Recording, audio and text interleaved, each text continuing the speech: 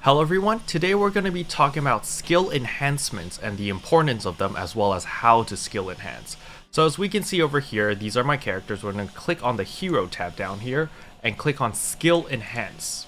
Once you click on skill enhance, you'll see that you can choose whatever hero you want and there'll be the skills that they have at the bottom. However, we're going to focus on Luna. So over here, Luna, I've been skill enhancing her skill 3 and her skill 2. The main reason why is because her skill 3 without any enhancement has an 80% chance to decrease defense for 2 turns.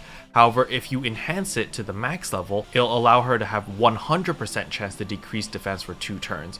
So you can see over here it's plus 3. I'm about to make it plus 4 so that I get the last 10% effect chance to push this to 100% chance. So you're going to see here that I require a Molagora Go as well as the Catalyst Mysterious Flash. So I'm going to enhance that now, and here we go, and boom. So now you'll see that it's plus 4, and you'll also see over here that it is now a 100% chance to decrease defense for 2 turns. However, I can still enhance it one more time, which will increase my damage dealt by an additional 10%. So this is the important part about enhancing your skills, because a lot of heroes are very good. For example, Clarissa. Clarissa is a very strong hero by herself. However, with enhancements, they become a lot more stronger. So a good example is her skill 1. Her skill 1 right now, because I have it on plus 4, I have a 50% chance to decrease defense for 2 turns. However, without any upgrades, it's only a 35% chance to decrease their defense. So it's really important to upgrade it, and especially for certain moves like Hysteric over here. So Hysteric over here, by upgrading it, you can reduce the turn cooldown. So it's 3 turns, however by default it's 4 turns. This is especially useful for certain classes like healers. Angelica is a very strong healer, but her cooldowns are extremely long. For her Guide of the Goddess, this one gives you immunity, gives you a barrier, and heals a respectable amount. However, it is normally a 5-turn cooldown. By having it plus 3, it becomes a 4-turn cooldown, which allows Angelica to heal a lot more in order to get my immunity faster and more often. However, in order to upgrade these skills, you're going to need to get Molagoras as these regular Molagoras. So how do you get them? The easiest way to get Molagoras are usually by events. So let's go back and I'll show you. So at the moment, there is currently the So the Roses May Bloom.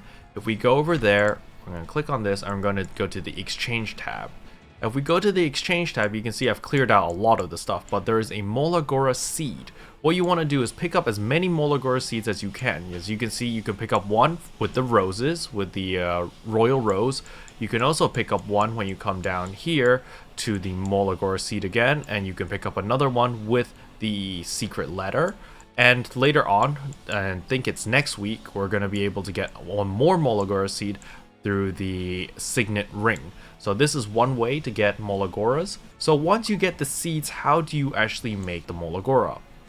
You go to your Sanctuary, you go to your Forest of Souls, then you go to create, select creature, and then over here, if you have a Molagora, you'll be able to summon a Molagora by, it'll say 1 out of 1 or 1 out of how many you have. However, if you just want to skip it, you can just use summon and immediately just summon one, which is also very useful. So that's how you get Molagoras. However, events is not the only way to get Molagora. Another way to get Molagora is through adventure mode. So when you first come into adventure mode, you're going to be on normal difficulty. Just blast through the game or try to beat it as fast as possible. You want to get to 10-10. So Act 10 over here and Chapter 10 over here. So 10-10. Once you finish this mission on normal mode, you'll unlock world difficulty. So when you unlock world difficulty, you'll see on the region rewards, every time if you collect all the stars on that specific map, you'll be able to get a Molagora seed. Yeah, it applies to every single map. So it's very beneficial for you to complete normal difficulty so that you unlock world difficulty, and then slowly but surely start completing all your stars so that you can start completing every star on each act and get your free Molagora seed. So you can see over here on Act 3, I'm not complete yet, so I can still get this Molagora seed, but I need to get 33 stars out of 33. I currently have 29, and in order to get these stars, you simply complete these missions. When you click on these missions, on the top right, it'll tell you how to obtain the star. You have like certain criteria, like initial clear gives you 1 star.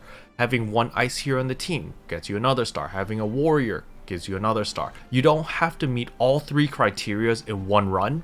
Obviously, if you're saving energy, you could. However, let's say your team is not very strong in world difficulty yet or not ready for it yet, you could do it one at a time. So for example, I could have the initial clear with my main team. Then maybe I switch out one of my main characters for an ice hero. And then maybe after I finish that second run, on the third run I switch out that ice hero for a warrior. So that way I can also manage to get all 3 stars without having to mess around with my team and make it very difficult. So you could always do that in order to get Molagoras. So just keep in mind, Molagoras and Molagora seeds are a very rare item. The main reason is because you can only get it from adventure mode once by completing all of those missions and getting all the stars. However, that is a one-time thing. And the other way is to get it from the events. So there's no surefire way to farm for Molagoras. So it's always at a scarcity. So make sure not to waste your Molagoras and to use them on your favorite characters.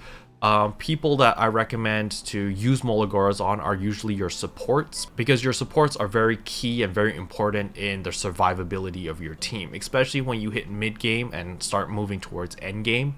So just save up your Molagoras. And if you're still a new player and you're still progressing through the story on normal mode, I recommend you to just hoard up Molagoras and don't spend them, because you never know who your next favorite character is going to be. So just save up Molagoras, just play the game normally, because in normal mode you shouldn't have too many problems. As long as your characters are level 50, or even if you get your first level 60 character, you should be able to just blast through the content. But anyway, if this video helped, I would appreciate a subscribe, as it really does help out my channel. And as always, thanks for watching. See you guys next time. Bye! What can I say except you